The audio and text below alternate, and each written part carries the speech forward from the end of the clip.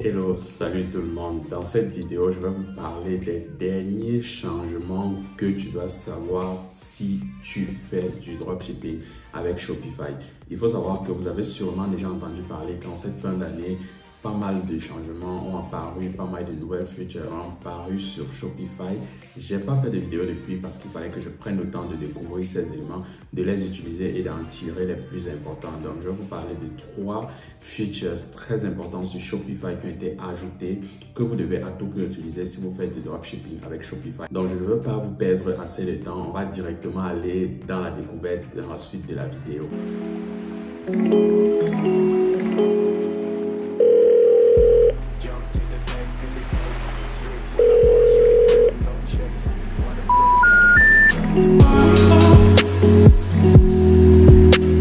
Hello tout le monde, ici il est Roland du programme E-Com Family. Si c'est la première fois que tu me rencontres, généralement ici on parle du dropshipping, on parle du e-commerce. On a pris le temps de fonder un programme d'accompagnement qui accompagne des centaines de personnes aujourd'hui qui se lancent dans e-commerce à travers le monde.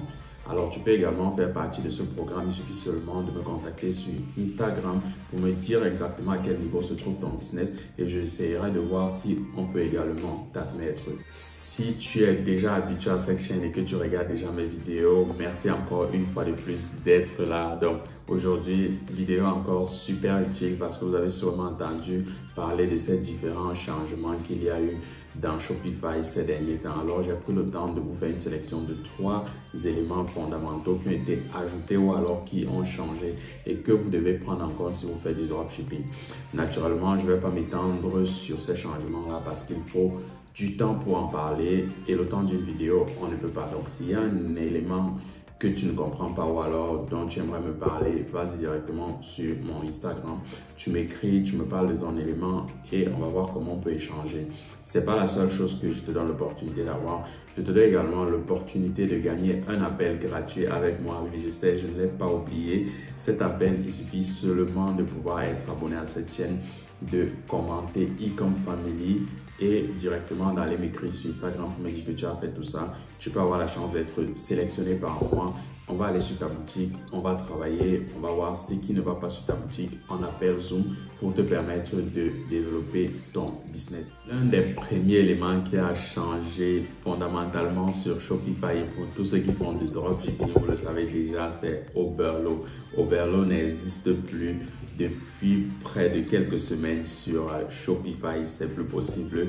Pour ceux qui sont nouveaux en dropshipping, qui ne savent pas ce que c'est que Oberlo, Oberlo c'était cette extension-là qui te permettait de connecter ta boutique directement à ton fournisseur sur AliExpress. Alors ça te permettait de pouvoir recevoir des achats, les traiter automatiquement pendant que tu es en train de faire autre chose. Le fait que Oberlo ait disparu officiellement ne veut pas dire que je ne sais pas que le dropshipping n'existe plus comme j'ai entendu parler ailleurs. Non, ça n'a pas de sens. Oberlo tout simplement te permettait d'importer automatiquement tes produits, surtout pour ceux qui ont des boutiques généralistes avec 100 produits, 200 produits et qui aimeraient traiter automatiquement leurs commandes. Donc, pour ceux qui avaient des boutiques, par exemple, monoproduits, ils n'ont pas eu vraiment ce problème-là réellement parce que vous avez la possibilité de charger votre boutique monoproduit ou de niche manuellement, ok? Donc, mais ne vous arrêtez pas à ça parce qu'il y a plusieurs autres applications qui ont été mises en place. Attention, je ne suis pas en train de recommander fondamentalement une application, mais vous devez savoir qu'il y a des applications qui existent déjà sur lesquelles vous pouvez vous sourcer, vous pouvez utiliser ces extensions-là. Vous avez par exemple AutoDS qui est également une application qui te permet de connecter ta boutique dropshipping avec AliExpress, etc. Donc, AutoDS a beaucoup de features. Je ne vais pas vous faire un tutoriel ici sur AutoDS pour ceux qui veulent savoir ce que c'est. Dites-moi en commentaire si vous avez besoin d'une vidéo entière sur cette extension-là. Alors, ça a beaucoup d'autres éléments que Shopify n'avait pas. Vous avez encore d'autres extensions comme Deezer que je recommande à beaucoup de personnes d'utiliser parce qu'ils ont une version gratuite qui vous permet d'importer un certain nombre de produits. Mais si vous voulez aller un peu plus loin, vous allez naturellement pouvoir payer un forfait, mais avec la version gratuite, vous pouvez faire pas mal de choses. Je le dis encore, vous pouvez aller faire vos recherches personnelles. Là, je suis juste en train de vous donner un avis personnel, ok? sur un certain nombre d'éléments. Naturellement, la grosse différence qu'il y avait entre Oberlo et tous ces éléments, ces nouveaux éléments que j'ai cités là, c'est que Oberlo était entièrement gratuit. Ceux-ci ont un forfait gratuit et pour avoir d'autres features, vous devez pouvoir, je ne sais pas quoi, vous devez pouvoir prendre un forfait. Donc voilà, l'un des changements majeurs déjà qui est apparu sur Shopify, c'est la mort définitive de Oberlo. Donc je vais vous parler naturellement du deuxième élément également très fondamental pour vous avant d'aller sur le premier élément. Le premier élément, c'est ce pourquoi j'ai fait cette vidéo-ci, parce que c'est très important si tu utilises la publicité ciblée. Alors, le deuxième élément, vous en avez sûrement entendu parler également, c'est l'apparition dans Shopify d'une nouvelle option qu'on appelle Market. Alors, il faut savoir que c'est une option très fondamentale si vous voulez scaler votre produit ou alors si vous voulez tester votre produit qui ne marchait pas par exemple sur le marché français, vous voulez aller le tester par exemple sur le marché je sais pas quoi, en Grèce ou alors en Roumanie ou alors aux États-Unis, etc. Avant, lorsqu'on avait une boutique en français, on voulait aller tester sur le marché US, il fallait télécharger des applications comme DeepL, etc. pour pouvoir traduire ton site en anglais et partir maintenant avec sur le marché anglophone. Aujourd'hui, Shopify te donne la possibilité d'utiliser une nouvelle fonctionnalité qui est la fonctionnalité market en anglais naturellement. Ça te permet de pouvoir étendre ta boutique sur d'autres marchés en un seul clic. Donc, si vous regardez par exemple mon ordinateur, c'est là Access Global Market. Alors, le but de cette application, c'est quoi? De ce nouvel outil, autant pour moi, c'est quoi? C'est de te permettre, après avoir configuré ta boutique en français, de pouvoir choisir un marché principal et de pouvoir choisir des autres marchés secondaires.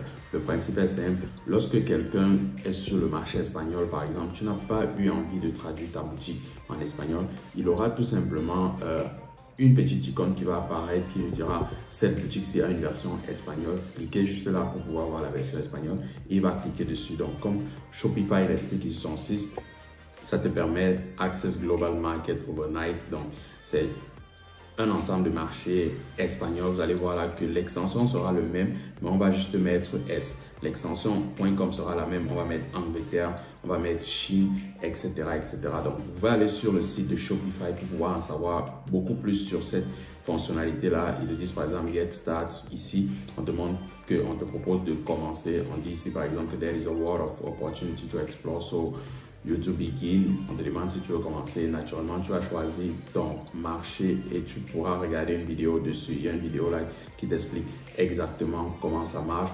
Je vais naturellement pas prendre le temps, je attire juste votre attention sur ces éléments. Vous pouvez aller regarder ça en profondeur parce que le temps d'une vidéo, ça ne suffit pas.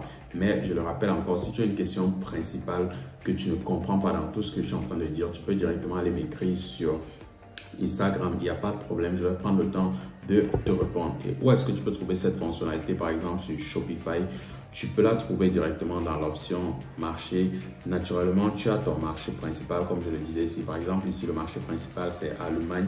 Je peux cliquer ici, je change tout simplement mon marché principal, je change les taxes, je change un ensemble de choses. Ok, donc là, j'ai mon marché, j'ai par exemple à l'international. Là, je viens ici maintenant, je configure les principaux marchés sur lesquels je vais scaler mon produit ou alors sur lesquels je vais me déployer. Je peux mettre également les marchés où je ne dois pas vendre, où je ne peux pas vendre, etc.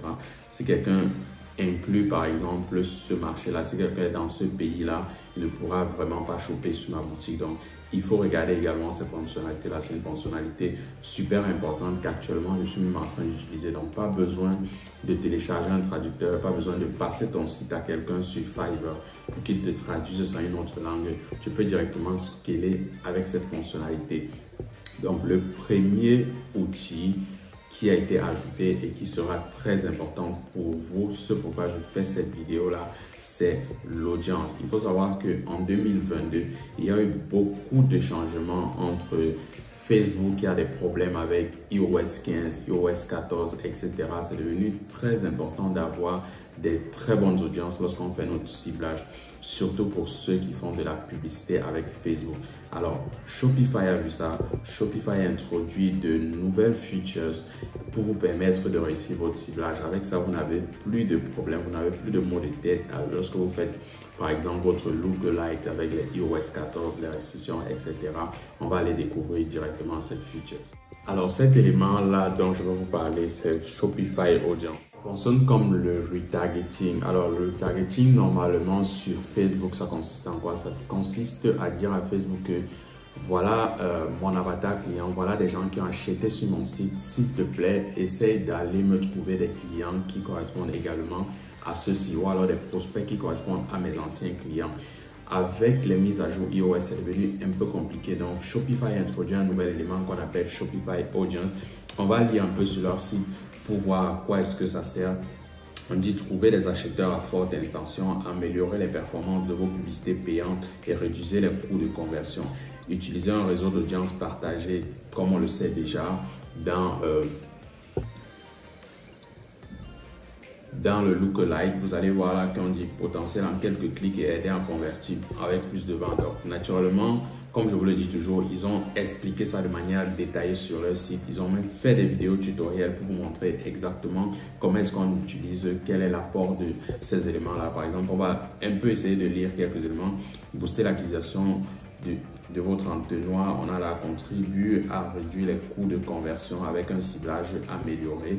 L'algorithme s'améliore avec le temps. Donc, ils sont en train de dire ici que plus vous utilisez cette fonctionnalité, plus l'algorithme pourra avoir de nouveaux éléments pour naturellement s'optimiser avec le temps. On dit ici, utilise des audiences pour des campagnes similaires afin de générer davantage d'acquisition. Là, c'est les lookalikes que toute personne qui fait la publicité Facebook normalement devrait connaître déjà. Et également, on vous dit que vous avez droit aux données un peu plus transparentes. On est d'accord que c'est super cool.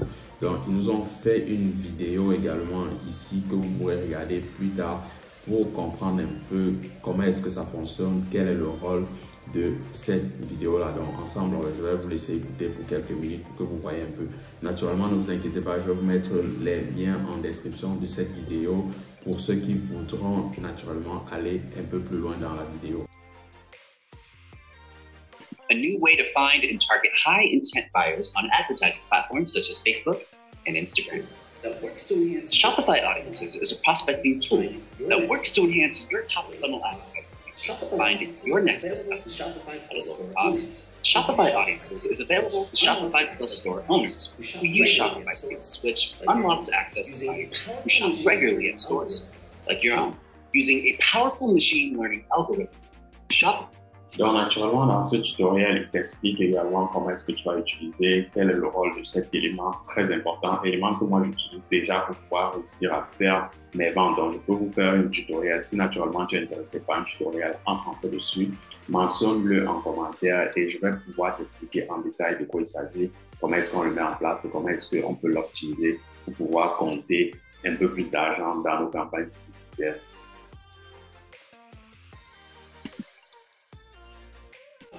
Donc, naturellement, dans ce tutoriel, il t'explique également comment est-ce que tu vas utiliser, quel est le rôle de cet élément très important, élément que moi j'utilise déjà pour pouvoir réussir à faire mes ventes. Donc, je peux vous faire un tutoriel. Si naturellement tu es intéressé par un tutoriel en français dessus, mentionne-le en commentaire et je vais pouvoir t'expliquer en détail de quoi il s'agit, comment est-ce qu'on le met en place et comment est-ce qu'on peut l'optimiser pour pouvoir compter un peu plus d'argent dans nos campagnes publicitaires. Naturellement, vous pouvez constater que ces nouvelles fonctionnalités peuvent être disponibles chez les personnes qui ont peut-être la version un peu plus payante de Premium de Shopify.